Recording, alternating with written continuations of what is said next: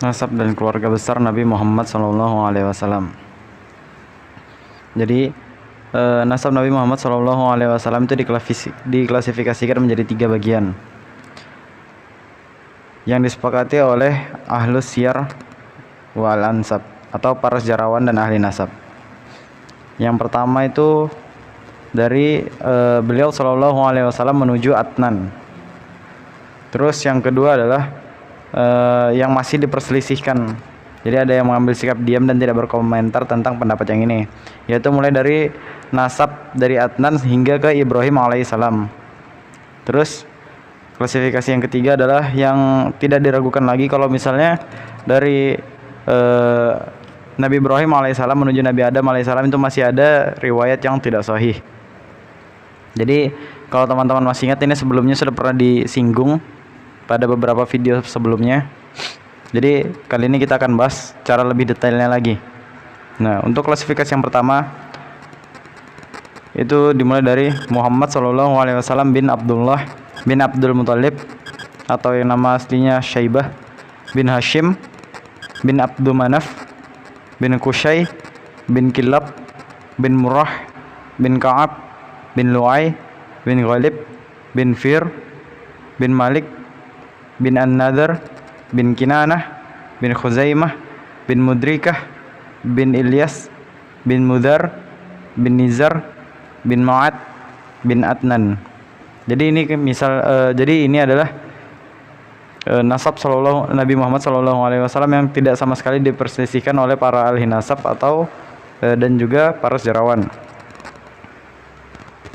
Kemudian untuk klasifikasi yang kedua itu dari Adnan bin Adad bin Al-Hamaisah bin Salaman bin Ash bin Buz bin Kimwal bin Ubay bin Amwam bin Nashid bin Hazza bin Bildas bin Yatlaf bin Tabik bin Jahim bin Nuhisi bin Makhi bin Id bin Abqar bin Ubaid bin Addi'ah bin Hamdan bin Sanbar bin Yathribi bin Yahzan bin Yalhan bin Ar'awi bin Id bin Disyan bin Aisyar bin Afnat bin Ayham bin Muqashir bin Mahid bin Zarih bin Sumay bin Mizih bin Udnah bin Udhah bin Urram bin Qaidar bin Ismail alaihissalam bin Ibrahim alaihissalam.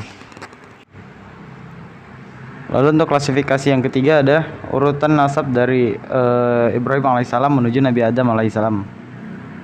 Jadi nasabnya Ibrahim alaihissalam bin Tarih bin Nahur bin Saru bin Ra'u bin Falak bin Abir bin Shalak bin Arfakshat bin San bin Sam bin Nuh alaihissalam bin Lamik bin Mutawassilik bin Akhnuh, atau ada juga yang mengatakan bahwa ini adalah Nabi Idris alaihissalam. Terus bin Yard bin Mahla'il bin Kainan bin Anusyah bin Nusyits alaihissalam bin Adam alaihissalam. Tadi adalah 3 klasifikasi nasab Rasulullah SAW. Lalu untuk keluarga besar Nabi SAW dari atau biasa disebut al-usrah an-nabawiyah, atau lebih juga dikenal dengan sebutan al-usrah al-hashimiyah. Sebutan ini dinisbatkan kepada kakek beliau, Hashim bin Abdul Manaf. Oleh karenanya kita sedikit akan menyinggung tentang kondisi Hashim ini dan orang-orang setelahnya. Jadi yang pertama adalah tadi tuh kakek beliau yang bernama Hashim. Sebagaimana telah kita singgung bahwa Hashimlah orang yang bertindak sebagai penanggung jawab atas penyediaan air minum atau sikayah dan penyediaan makanan atau rifadah yang pada video sebelumnya kita bahas. Yang ini untuk jamaah haji. Nah, dari keluarga Bani Abdi Manaf, ketika terjadi kompromi antara Bani Abdi Manaf dan Bani Abduddar dalam masalah pembagian wewenang antar kedua belah pihak, Hashim dikenal sebagai orang yang hidup berkecukupan dan bangsawan besar. Dialah orang pertama yang menyediakan astarit. Astarit ini kayak semacam roti yang diremuk dan disiram kuah. Ini makanan paling mewah di zaman itu. Nah, jadi Hashim ini yang menyediakan tadi itu roti atau makanan paling mewah tadi itu kepada para jemaah haji di Mekah. Nah, nama aslinya Hashim ini tadi adalah Amr. Adapun kenapa dia dinamakan Hashim, hal ini dikarenakan pekerjaannya yang meremuk-remukkan roti tersebut, yang sesuai dengan arti kata Hashim dalam bahasa Arabnya. Dia juga lah orang yang pertama membuat tradisi melakukan 2 perjalanan niaga bagi kaum Quraisy, yaitu Rihla Asyita, perjalanan niaga di musim dingin ke wilayah Syam, dan Rihla As-Saif, perjalanan niaga di musim panas ke wilayah Yaman. Kedua perjalanan tersebut disebutkan dalam Al-Quran surat Al-Quraisy, kalau kalian membaca artinya. Jadi berkenaan dengan hal ini, ada juga seorang penyair yang bersenandung. Amrlah orang yang menghidangkan sarit kepada kaumnya, kaum di Mekah yang ditimpakan kurang hujan dan paceklik. Olehnya lah pencanangan tradisi 2 perjalanan niaga di musim dingin dan di musim panas. Di antara kisah tentang dirinya, suatu hari dia pergi berniaga ke kota Syam yang ada di selatan dari kota Mekah. Syam itu ada di utara di kota Mekah, kalau Yaman itu ada di selatan dari kota Mekah. Nah, jadi suatu hari Hashim ini pergi berniaga ke kota Syam. Namun ketika tiba di Madinah, dia menikah dengan Salma binti Amr, salah seorang putri Bani Adi bin An-Najjar. Dia tinggal bersama istrinya untuk beberapa waktu, kemudian berangkat ke negeri Syam. Sementara istrinya ditinggalkan bersama keluarganya dan sedang mengandung Abdul Muthalib atau kakek dari Rasulullah SAW di dalam perutnya. Hashim akhirnya meninggal di Gaza, salah satu kawasan di Palestina yang saat ini sedang dijajah oleh Zionis Israel. Jadi teman-teman juga perlu perhatikan ya, kalau misalnya Palestina itu banyak banget kaitannya dengan Islam. Jadi konflik di Palestina itu bukan sebatas hanya konflik bagi konflik politik saja, atau konflik tidak ada hubungannya dengan Indonesia. Salah teman-teman, karena sebagai umat muslim itu berhubungan sekali dengan kita, karena banyak sekali kejadian-kejadian dalam Islam yang terjadi di tanah Palestina atau tanah kelahiran para nabi tersebut. Nah, lanjut cerita. Istri dari Hashim tadi itu, Salma, melahirkan putranya Abdul Muthalib pada tahun 497 Masehi. Ibunya menamakannya Syaibah, yang berarti uban, karena tumbuhnya uban di kepalanya. Salman mendidik anaknya di rumah ayahnya yang bernama Amr di Yathrib. Sedangkan keluarganya yang ada di Mekah, tidak seorang pun dari mereka yang mengetahui perihal dirinya. Hashim mempunyai 4 orang putra dan 5 orang putri. Keempat putranya tersebut adalah Asad, Abu Syaifi, Nadlah, dan Abdul Muthalib. Sedangkan kelima putrinya adalah Ashifa, Khalidah, Du'aifah, Ruqayyah, dan Jannah. Nah, jadi kita ulangi lagi ya. Jadi Hashim dia berangkat ke negeri Syam, atau lebih tepatnya lagi ke Palestina. Nah, di sana itu dia ingin melakukan berniagaan. Nah, saat singgah di wilayah Madinah, Hashim ini menikah dengan seorang wanita yang bernama tadi Salma.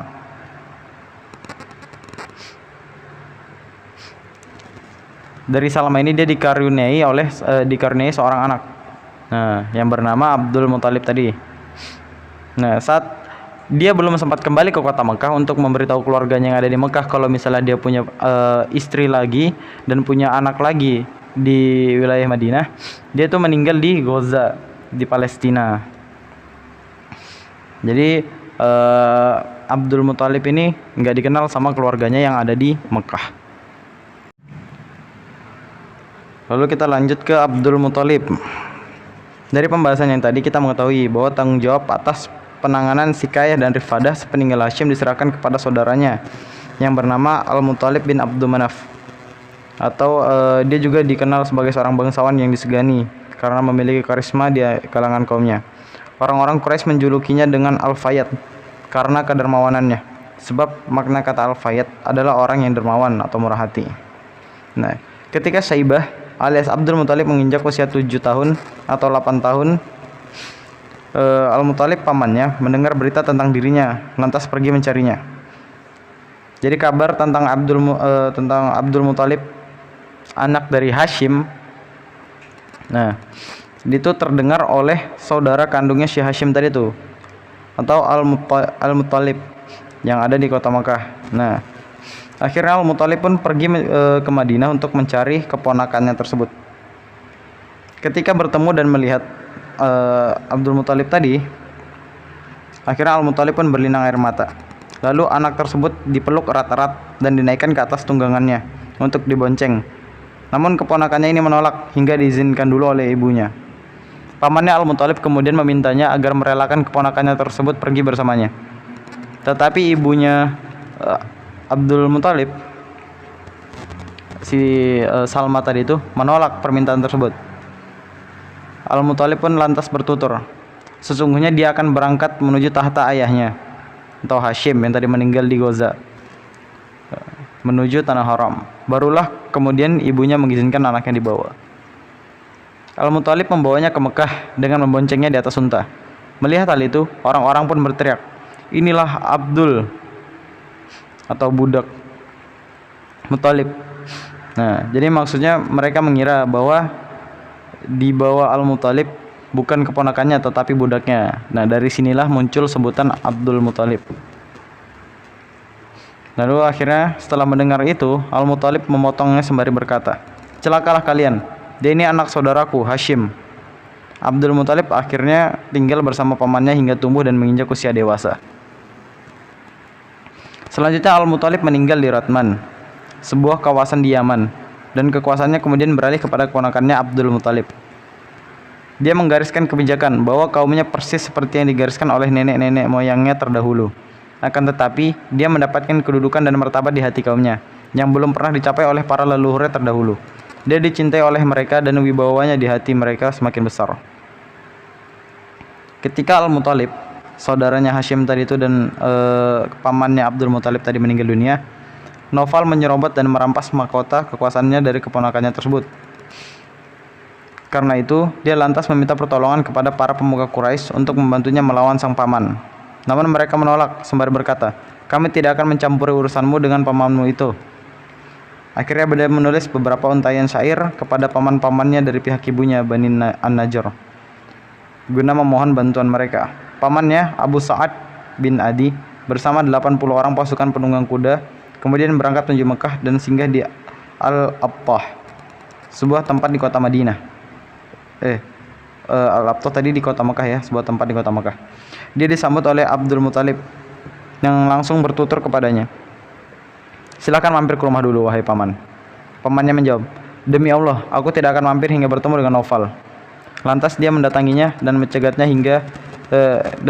yang ketika itu sedang duduk-duduk di dekat Hijr Ismail bersama para sesepuh Quraisy. Abu Sa'ad langsung mengunus pedangnya seraya mengancam, demi Rob rumah ini atau Ka'bah yang dimaksud, jika engkau tidak mengembalikan kekuasaan keponakanku, maka aku akan menancapkan pedang ini ke tubuhmu. Naufal berkata, aku serahkan kembali kepadanya. Ucapan ini disaksikan oleh para sesepuh Quraisy tersebut. Kemudian barulah dia mampir ke rumah Abdul Muttalib dan tinggal di sana selama 3 hari. Selama di sana, dia melakukan umroh ala kaum Quraisy terdahulu sebelum kedatangan Islam. Kemudian pulang ke Madinah. Menyikapi kejadian yang dialaminya tersebut, Naufal akhirnya bersekutu dengan Bani Abdi Syams dan Abdi Manaf untuk menandingi Bani Hashim. Suku Khuza'ah tergerak juga untuk membela Abdul Muttalib. Setelah melihat pembelaan yang diberikan oleh Bani An-Najjar terhadapnya, mereka berkata kepada Bani An-Najjar, kami juga melahirkannya, atau keturunan kami. Jadi kata-katanya itu kayak, kami juga melahirkannya seperti kalian, namun kami justru lebih berhak untuk membelanya. Hal ini lantaran ibu dari Abdi Manaf berasal dari salah satu keturunan mereka. Mereka lalu memasuki Darun Nadwah dan bersekutu dengan Bani Hashim untuk melawan Bani Abdi Syams dan Naufal. Persekutuan inilah yang kemudian menjadi sebab penaklukan Mekah sebagaimana yang akan dijelaskan nanti. Nah, ada 2 momentum besar yang terjadi bagi Abdul Muttalib berkaitan dengan Baitullah. Yang pertama adalah penggalian sumur Zam-Zam. Nah, yang kedua adalah kedatangan pasukan gajah. Lalu kisah dari yang pertama tadi atau penggalian sumur Zam-Zam, Abdul Muttalib bermimpi bahwa dirinya diperintahkan untuk menggali Zam-Zam dan dijelaskan kepadanya di mana letaknya. Lantas dia melakukan penggalian sesuai dengan petunjuk mimpi tersebut. Lalu dia menemukan di dalamnya benda-benda terpendam yang dulu sempat dikubur oleh suku-suku Jurhum ketika mereka akan keluar meninggalkan Mekah. Benda-benda tersebut merupakan pedang-pedang, tameng-tameng besi, dan 2 pangkal pelana yang terbuat dari emas. Kemudian dia menempa pedang-pedang tersebut untuk membuat pintu Ka'bah. Sedangkan 2 pangkal pelana tersebut dia tempa menjadi lempengan-lempengan emas yang ditempelkan di pintu-pintu tersebut. Dia juga memberi minum jamaah haji dengan air Zam-Zam.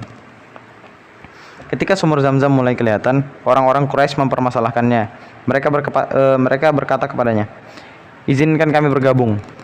Lalu dia menjawab, "Aku tidak akan melakukannya, sebab ini merupakan sesuatu yang khusus diberikan kepadaku." Mereka tidak tinggal diam begitu saja, hingga akhirnya mereka menggelar permasalahannya ke sidang pengadilan yang dipimpin oleh seorang dukun wanita dari Bani Sa'ad di pinggiran negeri Syam. Namun dalam perjalanan mereka ke sana, bekal air habis. Lalu Allah Subhanahu wa taala menurunkan hujan untuk Abdul Muthalib, sementara tidak setetes pun tercurah untuk mereka. Mereka akhirnya mengetahui bahwa urusan Zam-Zam telah dikhususkan untuk Abdul Muthalib, sehingga mereka memutuskan untuk pulang. Saat itulah Abdul Muthalib bernadar bahwa jika Allah mengaruniakan kepadanya 10 orang anak dan mereka sudah menginjak usia balik, dia akan menyembelih salah seorang anak dari anaknya tadi di sisi Ka'bah. Nah, lalu untuk yang cerita kedua tadi itu kedatangan pasukan gajah itu adalah ketika Abraha As-Sabbah Al-Habashi, wakil umum dari An-Najasyi atas negeri Yaman, melihat orang-orang Arab melakukan haji ke Ka'bah. Dia membangun gereja yang amat megah di kota San'a. Tujuannya agar orang Arab mengalihkan haji mereka ke sana. Niat buruk ini terdengar oleh seorang yang berasal dari Bani Kinanah.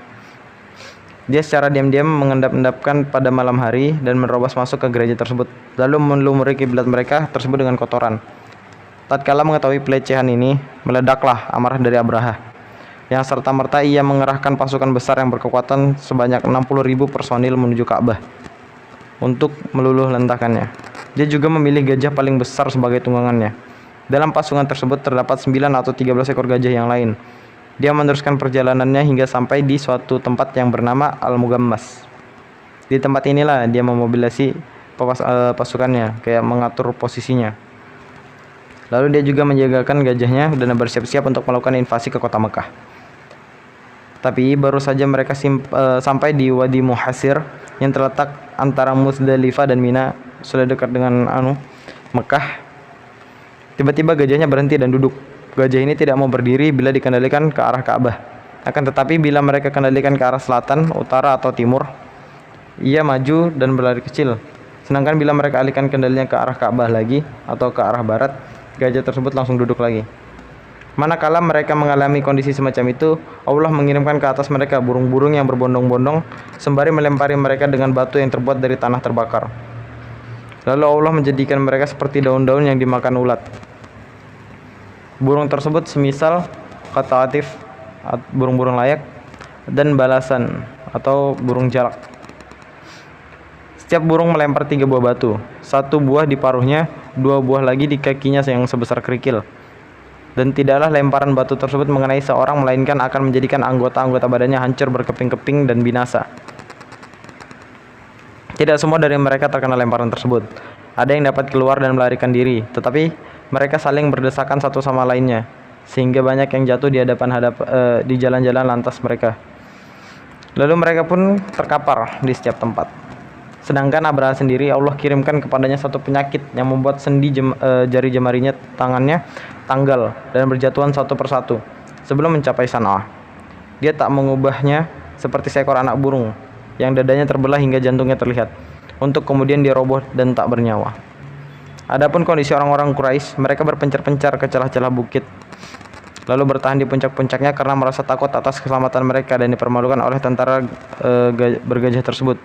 Manakala pasukan tersebut telah mengalami kejadian tragis dan mematikan tersebut, mereka turun dari gunung dan kembali ke rumah masing-masing dengan rasa penuh aman. Jadi orang Quraisy ketika itu dia merasa takut. Karena takut dibantai semuanya, harta-harta mereka diambil. Jadi mereka lari ke atas gunung-gunung. Yang mereka pikir di atas gunung-gunung itu mereka seenggaknya bakal jadi lebih aman. Terus ketika mereka mendengar kabar kalau pasukan Abraha tadi itu sudah dibinasakan oleh Allah Subhanahu wa taala, akhirnya mereka turun dari gunung dan merasa kalau ini sudah selesai. Nah, peristiwa tragis tersebut terjadi pada bulan Muharram, 50 hari atau 55 hari sebelum kelahiran Nabi Shallallahu Alaihi Wasallam. Dalam kalender Masehinya bertepatan dengan penghujung bulan Februari atau permulaan bulan Maret pada tahun 571 Masehi. Peristiwa tersebut ibarat prolog yang disajikan oleh Allah khusus buat Nabi dan rumah Ka'bahnya.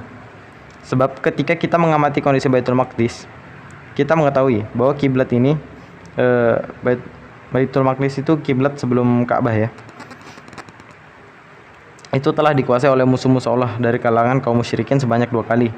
Padahal ketika itu penduduk beragama Islam, yakni sebagaimana yang terjadi dengan tindakan Nebukadnezar terhadapnya pada tahun 587 sebelum Masehi dan oleh bangsa Romawi pada tahun 70 Masehi. Sebaliknya, Ka'bah tidak pernah dikuasai oleh orang-orang Nasrani. Padahal ketika itu mereka menyebut diri mereka juga sebagai orang-orang Islam. Yang padahal mereka juga penduduk dari Mekah dan kaum musyrikin juga termasuk di dalamnya.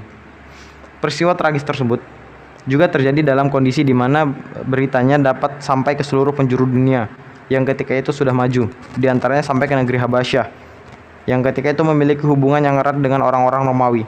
Di sisi lain, orang-orang Persia masih terus memantau perkembangan mereka dan menunggu apa yang akan terjadi kepada orang-orang Romawi dan sekutu-sekutunya.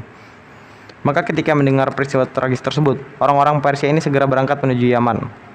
Kedua negeri inilah, Persia dan Romawi, yang saat itu merupakan negara maju dan berperadaban, superpower.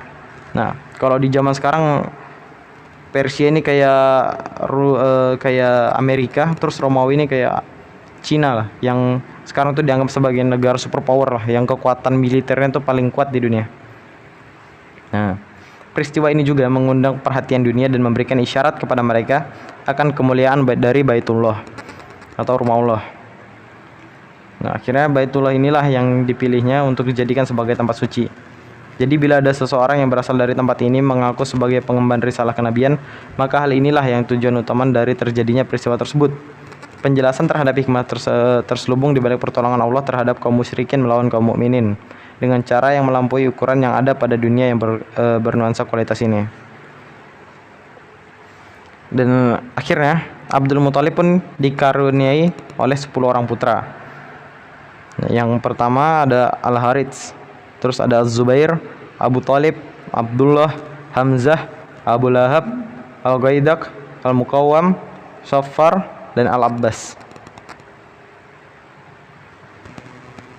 Jadi ada ayah dari Rasulullah SAW di sini, Abdullah, dengan para paman-pamannya tadi itu. Nah, selain dari riwayat pertama yang menyebutkan bahwa Abdul Muthalib mempunyai 10 orang putra, ada juga riwayat yang menyebutkan bahwa mereka berjumlah 11 orang. Nah, yang ditambah dengan seorang putra lagi yang bernama Kusam. Ada juga riwayat lain yang menyebutkan bahwa anak dari Abdul Muthalib tadi berjumlah 13 orang, yakni ditambah dengan 2 orang putra lagi bernama Abdul Ka'bah dan Hajl. Namun ada riwayat pula yang menyebutkan bahwa Abdul Ka'bah ini tak lain adalah Al-Muqawwim di atas, sedangkan Hajl adalah Al-Ghaidak. Dan di antara putra-putra yang tersebut tidak ada yang bernama Kusam. Nah, terus adapun putri-putri dari Abdul Muthalib berjumlah 6 orang, yaitu yang pertama Ibnul Hakim, terus ada Borrah, terus ada Atikah, Syafiyah, Arwa, dan Umaymah. Terus yang ketiga adalah Abdullah atau ayahanda Rasulullah SAW. Ibu dari Abdullah bernama Fatimah binti Amr bin Aid bin Imran bin Makhzum bin Yakhzah bin Murrah. Abdullah ini adalah anak yang paling tampan di antara putra-putra Abdul Muthalib, yang paling bersih jiwanya dan paling disayanginya. Dialah yang sebenarnya calon kurban atas yang dipersembahkan oleh Abdul Muthalib sesuai dengan nazar yang tadi sudah kita ceritakan. Yang tadi bakal yang rencananya yang dinazarkan oleh Abdul Muthalib bakal disembelih tepat di sebelah Ka'bah. Nah, kisahnya ketika Abdul Muthalib sudah menggenapkan jumlah anak laki-lakinya menjadi 10 orang dan mengetahui bahwa mereka mencegahnya agar mengurungkan niatnya, dia kemudian memberitahu mereka perihal nazar tersebut sehingga mereka pun mau menaatinya. Dia menulis nama-nama mereka di anak panah yang akan diundi, lalu dipersembahkan kepada patung Hubal atau berhala yang saat itu mereka sembah ya. Kemudian undian tersebut dimulai ya, dan yang keluar adalah nama Abdullah atau ayah dari Nabi SAW. Akhirnya Abdul Muthalib membimbingnya sembari membawa pedang dan pergi menuju ke Ka'bah untuk segera menyembelihnya. Namun orang-orang Quraisy mencegahnya, terutama paman-pamannya dari pihak ibu, dari Bani Makhzum dan saudaranya, Abu Thalib. Menghadapi sikap tersebut, Abdul Muthalib berkata, "Lantas apa yang harus kuperbuat dengan nazarku?" Mereka menyarankannya agar dia mendatangi tukang ramal wanita dan meminta petunjuknya. Dia kemudian datang kepadanya dan meminta petunjuknya. Si peramal wanita ini memerintahkannya untuk mengundi antara anak panah bertuliskan nama Abdullah dan anak panah bertuliskan 10 ekor unta. Jika yang keluar adalah nama Abdullah, maka Abdul Muthalib harus menambah tebusan 10 ekor unta lagi. Begitu seterusnya hingga Robnya ridho. Dan jika yang keluar nama unta, maka cukuplah unta itu yang disembelih sebagai kurban. Akhirnya Abdul Muthalib pulang ke rumahnya dan melakukan undian antara nama Abdullah dan 10 ekor unta. Lalu keluarlah nama Abdullah. Manakala yang terjadi seperti ini, dia terus menambah tebusan atasnya 10 ekor unta. Begitu seterusnya, setiap diundi maka yang keluar adalah nama Abdullah. Dan dia pun terus menambahnya dengan 10 ekor unta hingga unta tersebut telah berjumlah 100 ekor. Barulah undian tersebut jatuh pada nama unta-unta tersebut. Maka dia kemudian menyembelihnya sebagai ganti Abdullah. Unta tersebut ditinggalkannya begitu saja dan ia tidak melarang siapapun untuk menginginkannya, baik manusia maupun binatang buas. Dulu diet ini kayak ganti rugi atas jiwa, ganti rugi atas jiwa yang terbunuh di kalangan orang Quraisy dan bangsa Arab secara keseluruhan dihargai dengan 10 ekor unta. Namun sejak peristiwa itu maka dirubah menjadi 100 ekor unta yang kemudian dilegitimasi oleh Islam atau dihapus oleh Islam ketika datangnya syariat Islam. Diriwayatkan dari Nabi SAW bahwasanya beliau bersabda, "Akulah anak dalam tanda kutip cucu dari 2 orang yang dipersembahkan sebagai sembelihan atau kurban, yakni Ismail alaihissalam dan ayah beliau Abdullah." Abdul Muthalib menjodohkan putranya Abdullah dengan seorang gadis bernama Aminah binti Wahab bin Abdul Manaf bin Zuhra bin Kilab. Aminah ketika itu termasuk wanita idola di kalangan orang-orang Quraisy, baik ditilik dari nasab maupun martabatnya. Ayahnya adalah pemuka suku Bani Zuhra. Secara nasab dan kebangsawanannya, Abdullah pun dikawinkannya dengan Aminah dan membina rumah tangga dengannya di kota Mekah. Tak berapa lama kemudian, dia dikirim oleh ayahnya, Abdul Muthalib, ke Madinah dan mengumpulkan atau membeli buah kurma, lalu meninggal di sana.